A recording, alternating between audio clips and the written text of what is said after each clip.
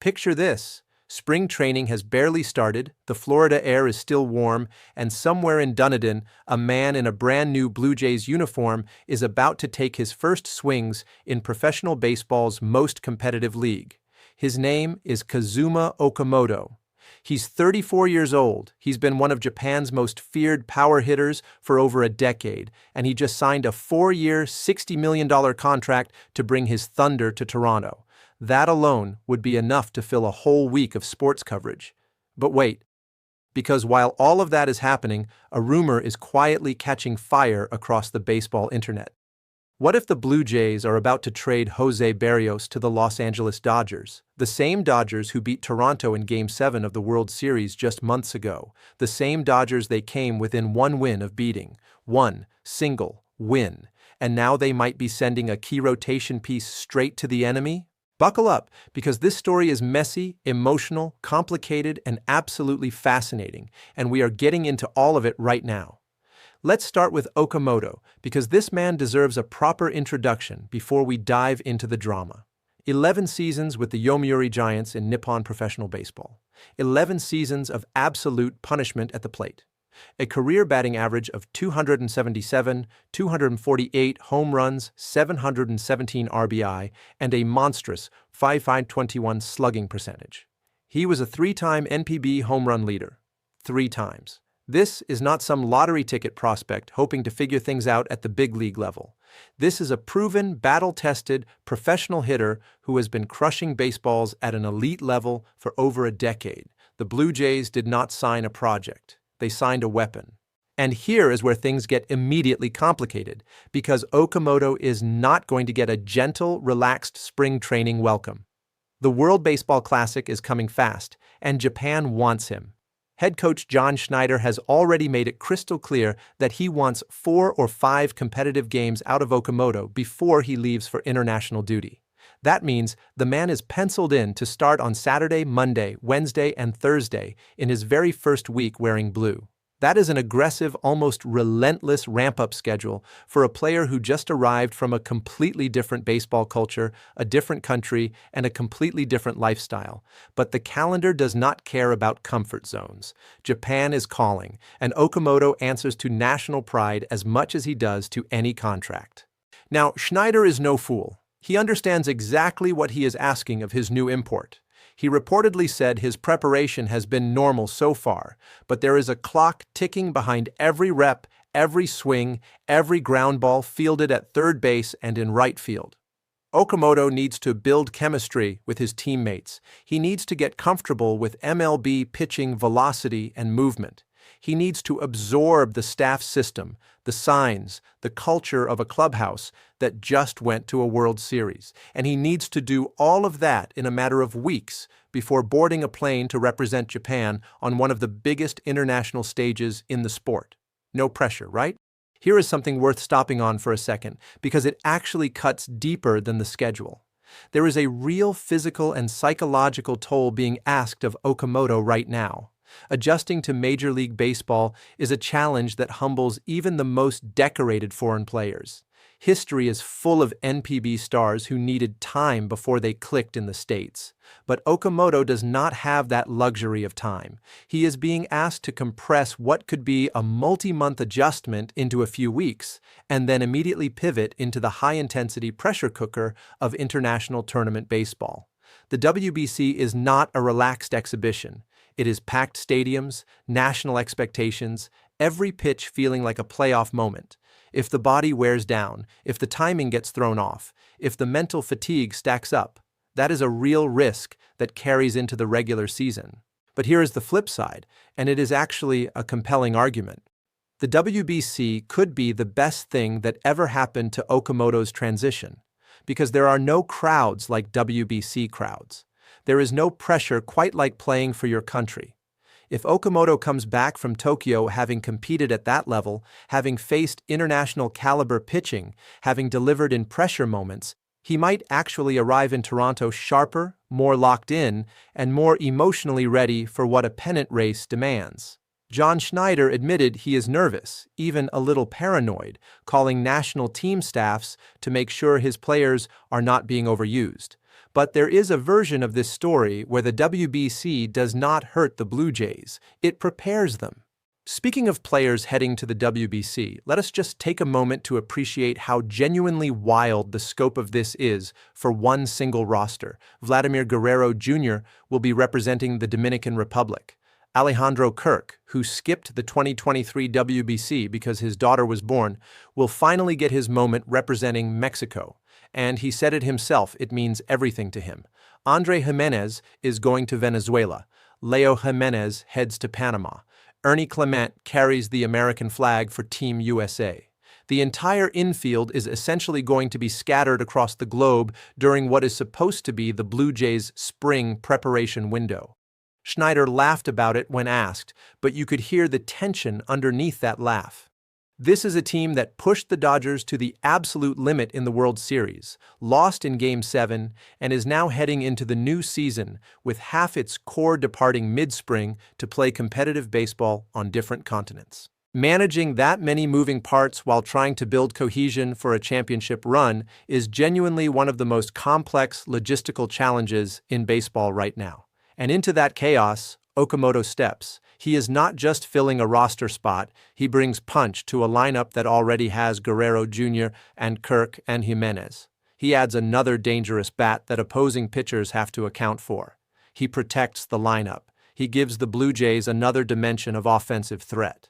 If he adjusts quickly, the whole team gets easier to manage. If he struggles, the weight on the rest of that lineup grows heavier. Now, let us talk about the rumor. The trade idea that has Blue Jays fans clutching their hearts and refreshing their timelines every 10 minutes. The scenario was floated by analyst Ryan Shea, and it goes like this. The Dodgers acquire Jose Berrios from Toronto. In return, the Blue Jays receive outfielder Jose De Paula, pitching prospect Jackson Ferris, and third baseman James Tibbs III. No official negotiations, no confirmed talks, a proposal, an idea. But ideas have a way of becoming reality in baseball, especially when both teams have reasons to engage. Let us look at Berrios honestly, because the man deserves a fair assessment before anyone panics. In 2025, he made 30 starts, went 9-5, posted a 4.17 ERA, a 1.30 WHIP, and threw 166 innings.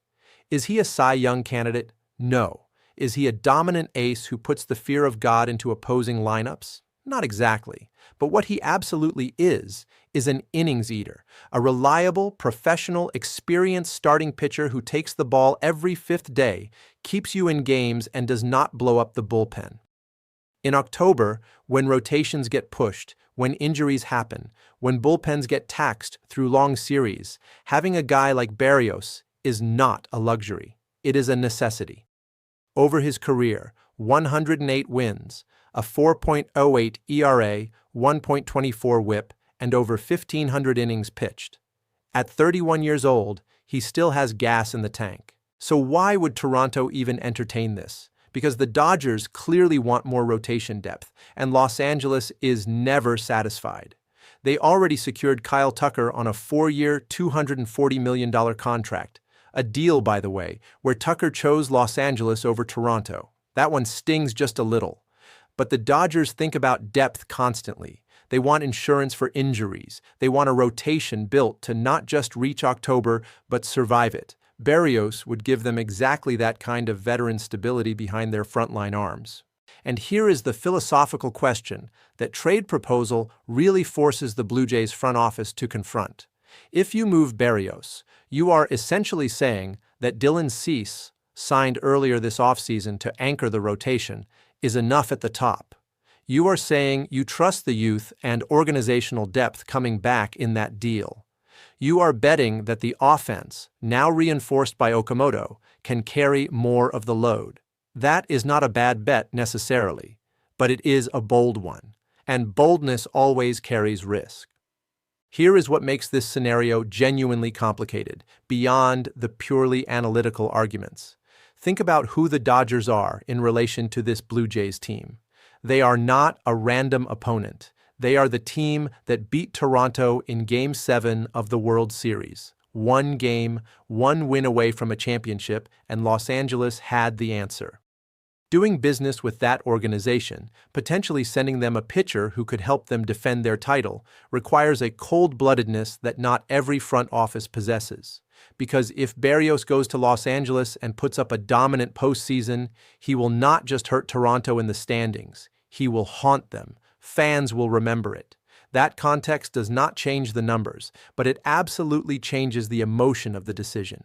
And emotions matter in front offices more than people like to admit. They always have. The timing of all this amplifies everything. Okamoto is arriving to strengthen the offense, while the WBC is pulling the infield across the globe, and this trade idea hangs in the air like a cloud. The Blue Jays are simultaneously integrating a new international star, managing a spring training calendar that resembles a geopolitical map, and potentially considering moving a veteran rotation arm. That is three enormous variables colliding at the same time.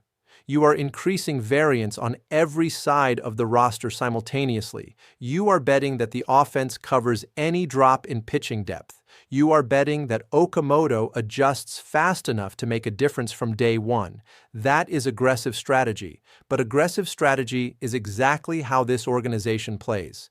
They brought in Okamoto on a $60 million deal. They signed Cease. They are not building for 5 years from now. They are building for now. The community of Blue Jays fans is divided right down the middle on the Berrios question, and honestly, both sides have legitimate arguments worth hearing. Those who want to keep him will point to something simple and irrefutable. 108 career wins do not appear out of nowhere. 1,571 innings of professional reliability are not something you just replace with a phone call. Those are years of development, learning, experience under pressure, and proof that you can handle the big stage. Prospects are promises. Berrios is delivery. Those who would entertain the trade argue that the return has genuine upside: youth, controllability, organizational depth. The idea that Dylan Cease can anchor a rotation with younger arms developing around him. The idea that the offensive firepower of this lineup, upgraded by Okamoto, can carry a team further than any single mid-rotation starter ever could. Both sides are right. That is what makes this so compelling and so uncomfortable to sit with. Come back to Okamoto for a moment. Because at the center of all of this noise, all of this rumor and roster shuffling and international chaos, there is a man who is about to step onto a field in Dunedin and take his first swings in a Blue Jays uniform in front of scouts, cameras, and a fan base that is already carrying enormous expectations for him. He is not a rumor. He is not a proposal. He is real. He is here, and he matters to everything else that happens this season. If Okamoto produces from the jump, if that 521 career slugging translates quickly into MLB success, then the entire equation shifts. Vladdy gets protection. Kirk has runners to drive in. The lineup becomes deeper, more dangerous, and harder to pitch around. The pressure on the pitching staff decreases because the offense is carrying more weight. Everything gets easier. And if he needs time to find his footing, then the weight grows in all directions, which is exactly why those first few starts at TD Ballpark matter as much as they do. This is not a normal spring training. Toronto knows it, Schneider knows it, the players know it, fans feel it. Spring training has barely started, and it already feels like October emotionally, and that is not an accident. That is the weight of a team that came within one game of everything and is now trying to figure out how to get back there while the roster is scattered across the world, and a $60 million newcomer needs to find his footing in a completely new baseball universe. So here's the question we leave you with. If you are sitting in the Blue Jays front office chair with everything on the table right now, do you keep Berrios as your veteran rotation insurance and trust Okamoto to adjust naturally? Or do you entertain the hypothetical deal, bet on the future while the present is still hot, and trust Dylan Cease and the pitching staff to hold things down while youth develops around them? There is no clean answer. There never is when a team is this close to a championship and every decision carries this much weight. What we know for certain is this: Kazuma Okamoto is putting on Blue Jay blue for the first time Saturday. The calendar is already chaotic. The rotation is already being discussed in trade conversations, and the 2026 Blue Jays season is going to be one of the most fascinating stories in baseball before it even officially begins. Drop your take in the comments right now. Do you keep Berrios or take the deal? Do you trust the Okamoto gamble? And if you are not subscribed yet and you made it this far, what are you waiting for? Hit that subscribe button, ring the notification bell, and come back every single time we break down the stories that actually matter in Blue Jays baseball. We will see you next time. Script prepared for YouTube voiceover narration, approximately 2,500 words.